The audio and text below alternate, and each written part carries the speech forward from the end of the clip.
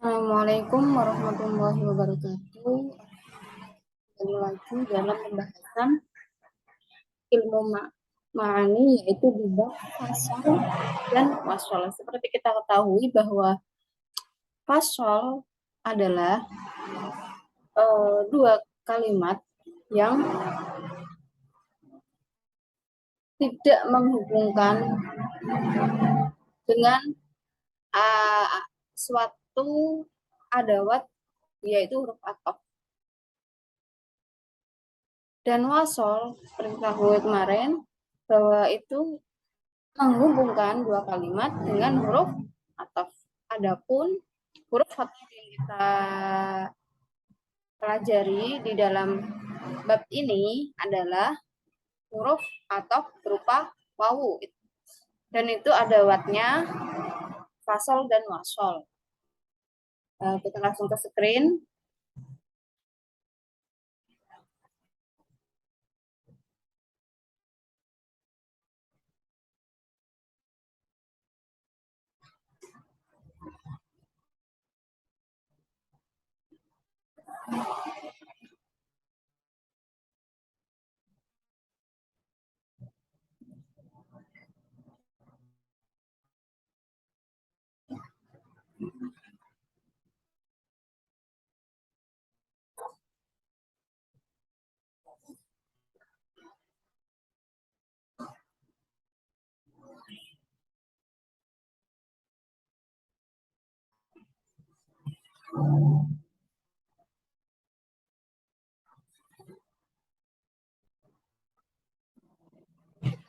Ke pembahasan kalimat-kalimat yang mana harus di fasol dan wasol. Nah, ini ada beberapa posisi atau tempat, yaitu yang pertama adalah posisinya fasol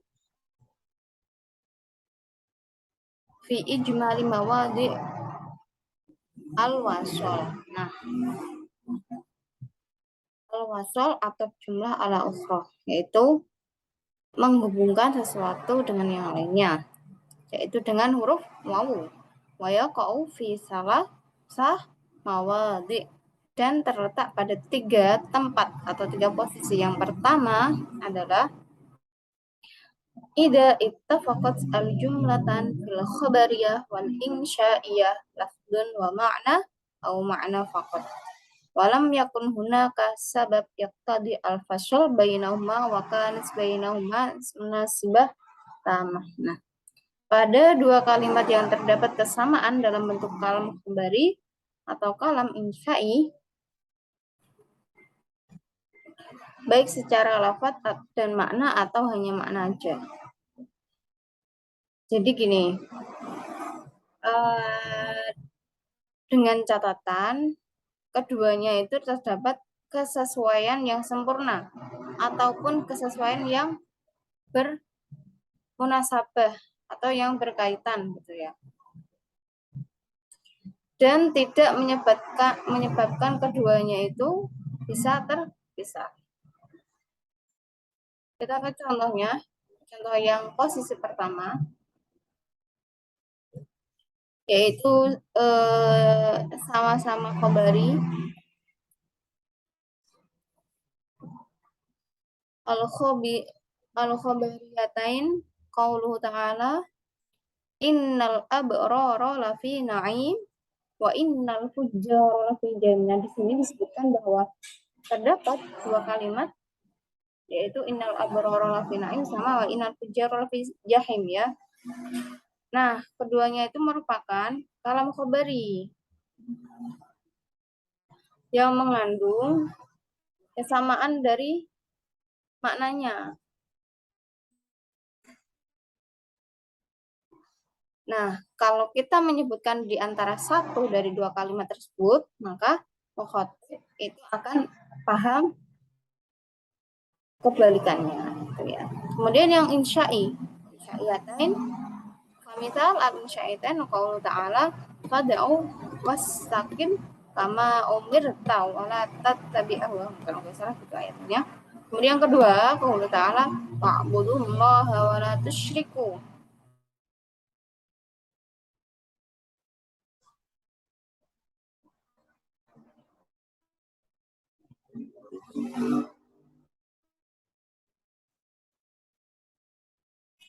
Nah, ayat ini tuh terdapat dua kalam Allah. Yang pertama itu fada wa masakum kama umrta, yang dihubungkan dengan wa'budullaha wa la tusyriku.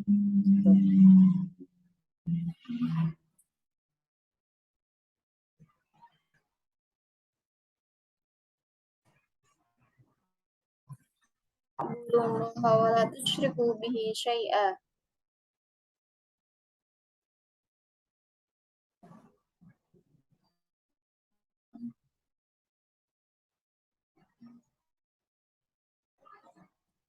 Nah, dua ayat ini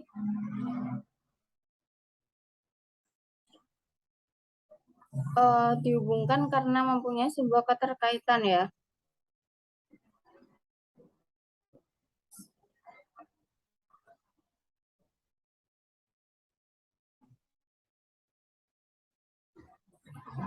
Kemudian yang kedua, posisi kedua.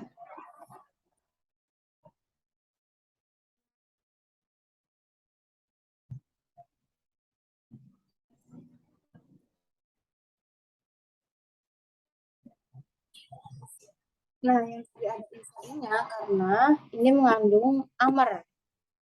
Amar, ada fi'il amarnya kan? Yang kemarin itu kita bahas insya talabi atau wiru talabi. Nah, kita dibahas di sini adalah insya yang talabi karena ada amrnya. Insya Allah ya insya talabi ya. Fada'u wassakim kama umirta sama wa'budullah wa la tusyriku.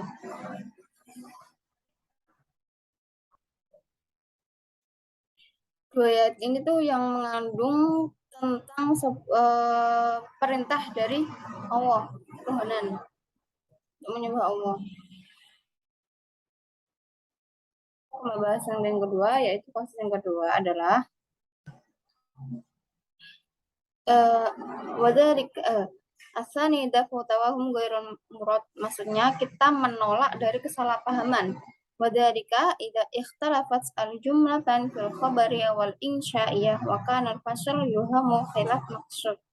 Nah, di sini dijelaskan bahwa terdapat pada dua kalimat yang berbeda, baik kalam khabari atau insya'i, dengan catatan apabila dia dipisahkan akan menyamarkan pengertian yang dimaksud.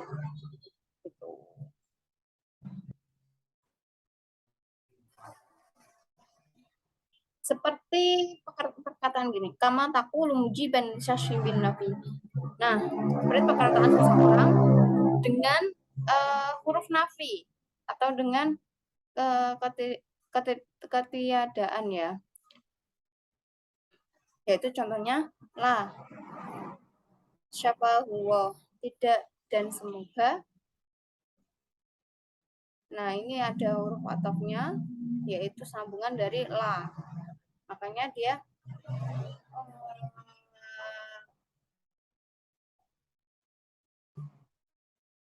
dia termasuk pada posisi di wasol. La wa syafahu wa, tidak dan semoga Allah menyembuhkan dia. Kemudian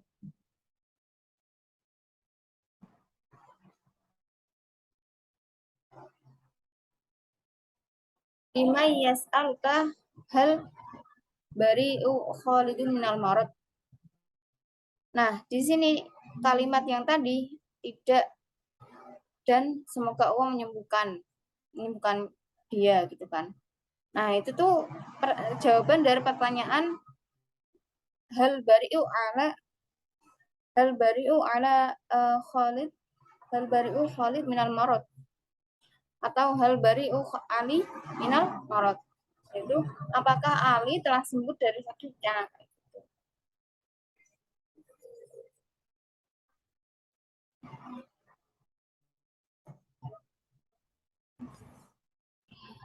Fataraka al-wawu yuhamu as-sami ad-du'a alaihi wa huwa khilaf syukri annal ghurad ad-du'a lahu.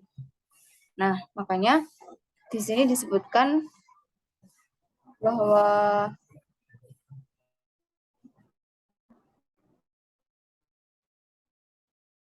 kalimat wasyafa secara lafaz berupa kalimat khabar. Namun secara makna itu insya, karena kalimat tersebut dimaksudkan untuk mendoakan. Nah, maka dari itu wawu di sini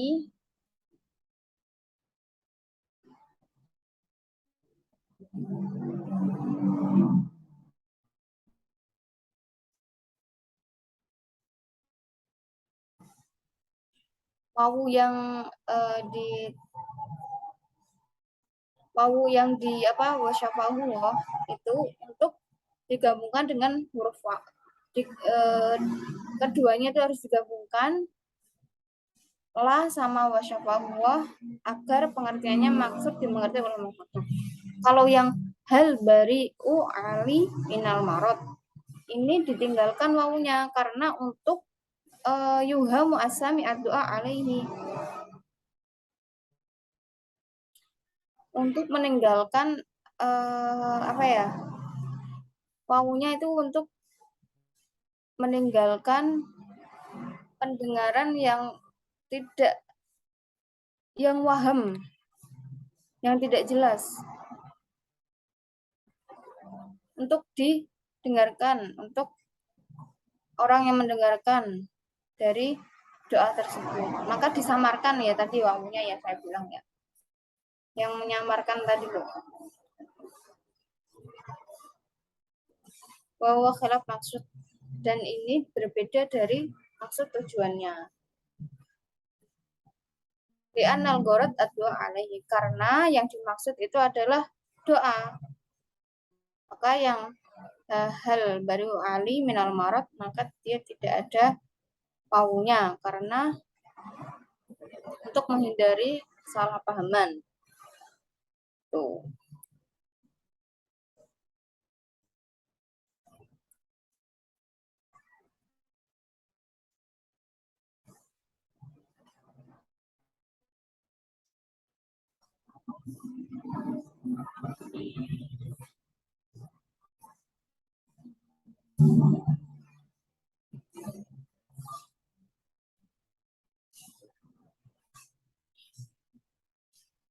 Dan di sini juga disebutkan walihada wajib aidan al-wasl.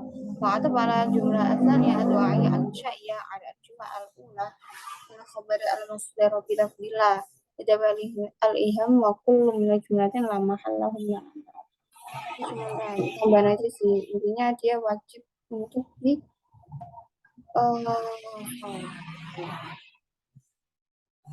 ini yang ketiga, posisi yang ketiga adalah idza kana lil jumlatil ula mahal min al-i'rab wa faslu tasyrikul jumlah ats-tsaniyah laha fi i'rab haitsu la mani. Pada dua kalimat, ketika kalimat pertama memiliki mahal i'rab dan dimaksudkan untuk menyamakan i'rab kalimat kedua pada kalimat pertama selama tidak terdapat penghalang, namun di antara keduanya harus terdapat kesamaan berdasarkan jumlah ismiyah atau jumlah fi'aliyah.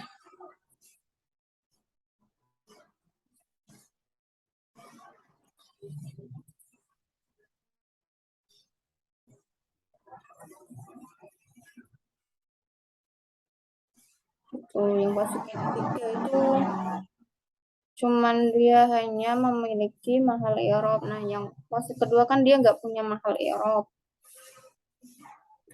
Wa kullu minal jumlatin mahal lahu. Benar.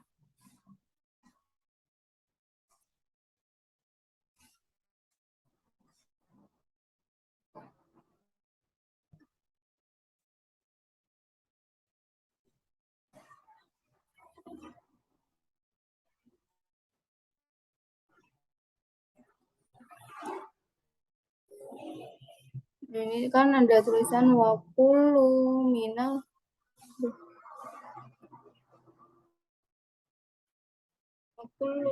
jumlatin la mahal lahu minal i'rab.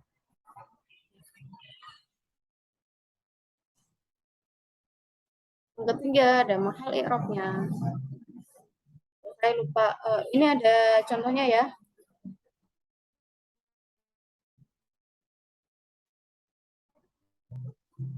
Contoh yang kedua ini, yang ketiga deh. Nahwu Ali yakul wa yaf'al. Seperti contoh, Ali itu berbicara dan bekerja. Nah, kalimat yakul di sini terdapat mahal rofa sebagai khobar mubtada ya. Dan kalimat yakmal berataf kepada yakul. Yakul sama yakmal. Nah, harus ada atafnya, kalau nggak ada kan aneh kan. Sehingga dia berada di posisi yang sama seperti yakul. Maka sama dia punya i'rab sama-sama rofa gitu ya.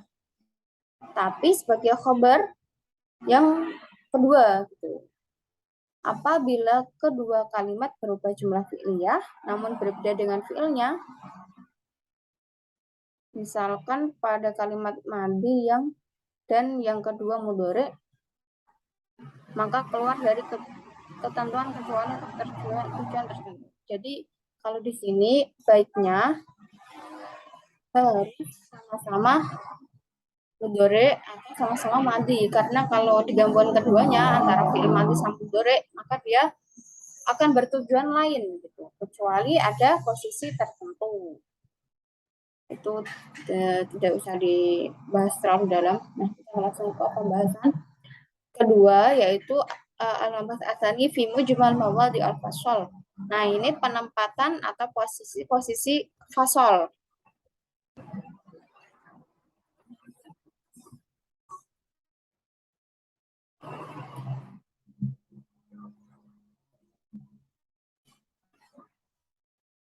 Bentar ya.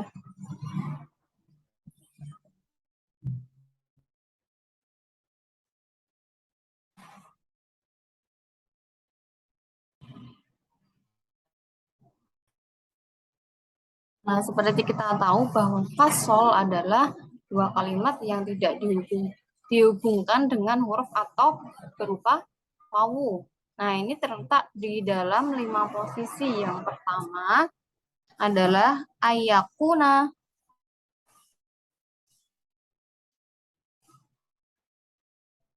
Ayakuna bainal jumlatain ittihadu tam.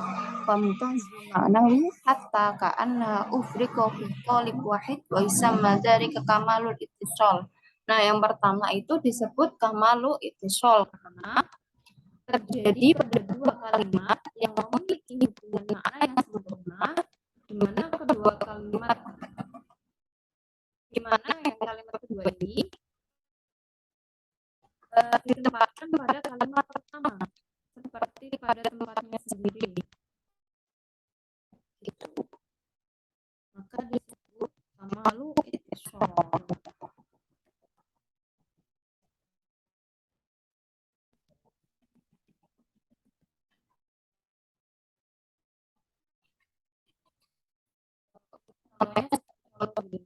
Wattaqul ladzi khairu anna wattaqul ladzi amadakum bima ta'lamun amadakum bi an'amin wa banin. Kalimat kedua berperan sebagai badal. Di sini yang kamal ittisal ini terdapat tiga peran, yaitu ada badal sama taudih sama taukid. Badal itu ya pengganti, taudih itu penjelas, sama taukid itu penegasan. Nah, yang saya kasih contoh, wattaqul ladzi amaddakum bima ta'lamun amaddakum bi an'amin wa banin. Nah, ini yang contoh badalnya. Contohnya yaitu dan bertakwalah kepada Allah yang menganugerahkan kepadamu apa yang kamu ketahui, dia telah menganugerahkan kepadamu binatang-binatang ternak dan anak-anak. Nah, anugerahnya itu dibadal sebagai binatang-binatang ternak dan anak-anak. Gitu ya. Kemudian al-maudu as-sani ayyakuna bainal jumlatain tabayyana atam.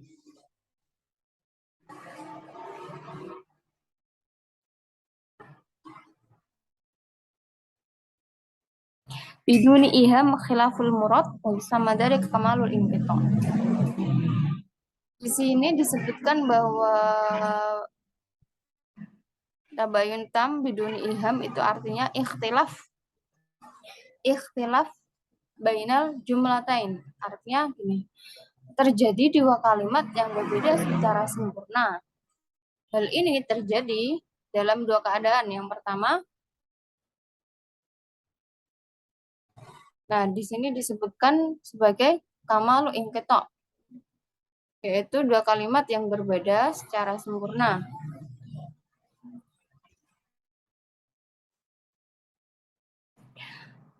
Atau ternyata ada dua jumlah biduni ihan khilaful murad bersama dari kamalul inqita.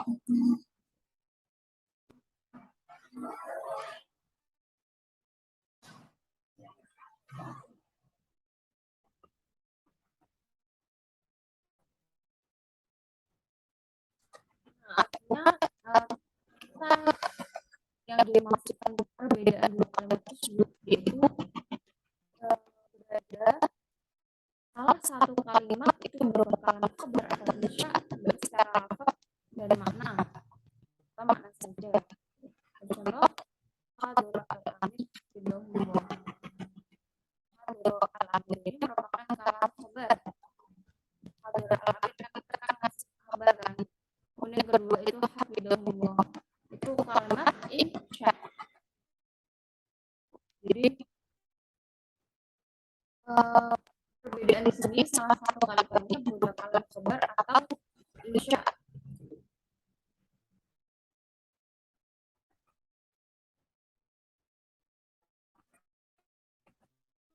Itu yang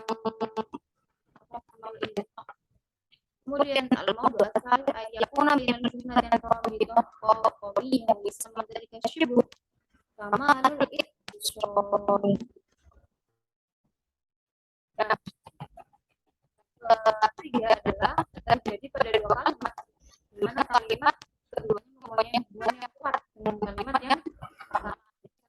Kedua, ini ada dua jumlah kalimat kedua ini dia mempunyai hubungan yang kuat dengan kalimat yang pertama, maka disebut sebagai syibh kamalul ittisal. Seperti serupanya kamalu ittisal. Yang pertama kamalu ittisal tadi. Kayak contohnya gini. Wama ubarri'u nafsi innan nafsa ammaratun bisu. Nah, kalimat yang pertama kan wama ubarri'u nafsi. Yang kedua, innan nafsa ammaratun bisu. Kalimat yang kedua ini mempunyai hubungan yang kuat dari kalimat pertama. Yang kedua itu membahas tentang nafsu, innan nafsa ammaratun bisu. Nah, nafsu yang kedua, yang pertama ini pembahasannya wama ubarri'u nafsi. Tentang nafsu juga, maka dia mempunyai hubungan erat dari kalimat yang pertama, kalimat yang kedua. Kemudian yang keempat, al-mawdu ar-rabi ayakuna bainal jumlatil ula wa tsaniyah jumlatun ukhra tsalitsah mutawassithah ha'ilah bainahuma. Kalau atifat tsalitsah ala al-ula al-munasibah laha yatawahhima annaha ma'tufah ala al-mutawassithah. Sama dari syibh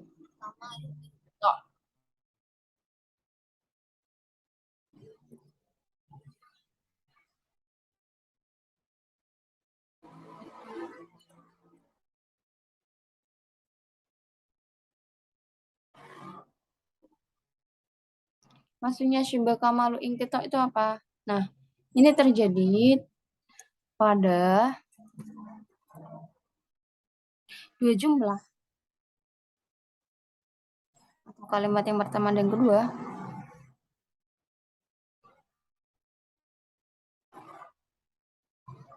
Yaitu pada satu kalimat yang sebelumnya terdapat dua kalimat pendahulu. Artinya ini menjadi tiga kalam ya. Di mana kalimat tersebut bisa menggabungkan pada salah satu kalimat tersebut.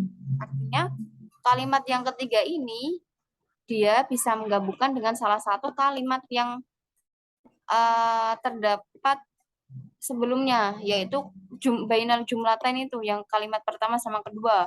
Jadi dia bisa tergabung di antara yang pertama atau dia yang tergabung di antara yang kedua.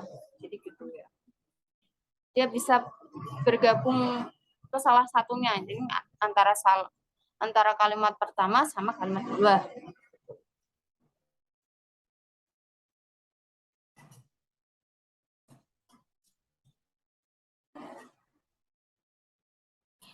Karena masih terdapat sebuah hubungan atau munasabah.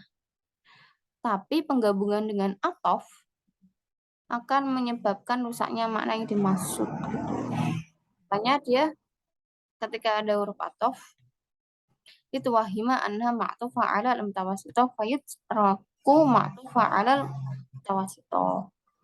Fayutraku atof.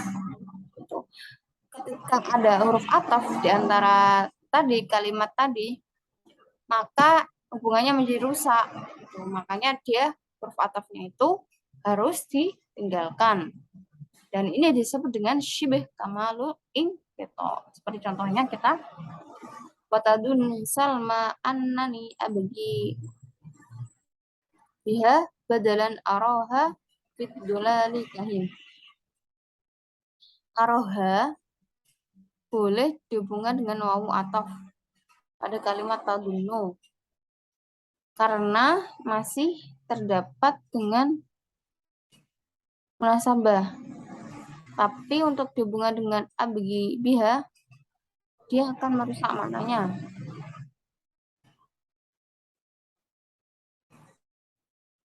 Karena kalimat tersebut merupakan sangkaan Salma, maka demikian agar tidak terjadi salah paham yang waham tadi, maka kalimat aroha tidak dikasih ke tadunu atau tidak dikasih dengan huruf atau pada kalimat tadunu. Yang kelima adalah ayakuna bainal jumlatain tunasibu wartibatun. Tunasibun wartibatun lakin yamna'u min qatafihima mani' bahwa ada qasdu ishtirakihima fil hukmi bisa mendarika at-tawassut bainal kamalaini. Nah, tawasud bainal kamalaini artinya gini.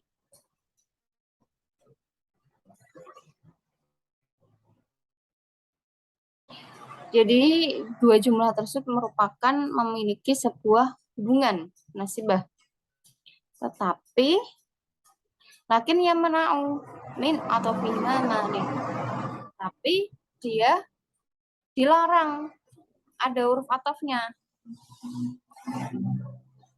Atau terdapat penghalang di mana keduanya tidak dibolehkan ada huruf atof.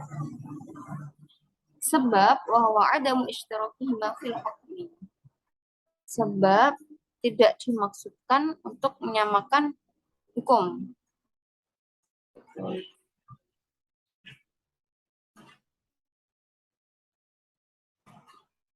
Nah, kita ke contoh Allah yasazu bihim. Ini aja. Qalu inna ma'akum innama nahnu sazi'un. Allah yasazu bihim. Kalimat Allah yasazu bihim tidak boleh dihubungkan dengan ataf pada kalimat inna ma'akum karena merupakan perkataan orang-orang munafik, sementara kalimat Allah yasazu bihim merupakan doa jelek yaitu tahdid, berupa tahdid ya atau ancaman ya pada para munafikin. Maka dia tidak boleh ada atafnya. Jadi antara Allah yasazu bihim tidak boleh ada ataf ke inna ma'akum.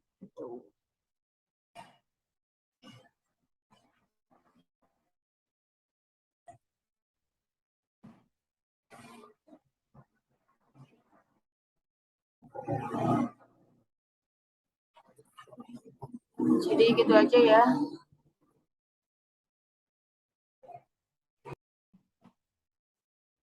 Langsung ke bab qasar, tapi pengertiannya aja ya, karena qasar itu juga banyak. Al-qasar lugatan al-habsu. Al-habsu ya artinya suatu penjara. Tuh. Qaulu ta'ala khorum maksuratun fil khiyam. Ini suatu pengkhususan ya. Kemudian istilahan wa takhsisu syai' bi syai' bitoriki maksus, yaitu pengkhususan suatu perkara dengan perkara lainnya dengan jalan atau tata cara yang berupa pengkhususan. Syai' awal ini kan ada syai' ya. Yang suatu perkara tersebut, yang perkara pertama itu berupa al-maksur yang dikhususkan. Syai' nih, perkara yang kedua berupa al-maksur alaih. Ya sama kayak musnad sama musnad alaih. Atau sifah sama mausuf gitu sih. Ini kan ada maksur sama maksur alaih. Maksur alaih ya dia dikhususkan untuk siapa kayak gitu. Kayak gitu aja ya. Alhamdulillah. Kita udah cukup untuk pelajaran sekarang dan insya Allah besok kita akan membahas tentang bab qasar. Kemudian sekalian ijab sama itnam kalau waktunya cukup ya.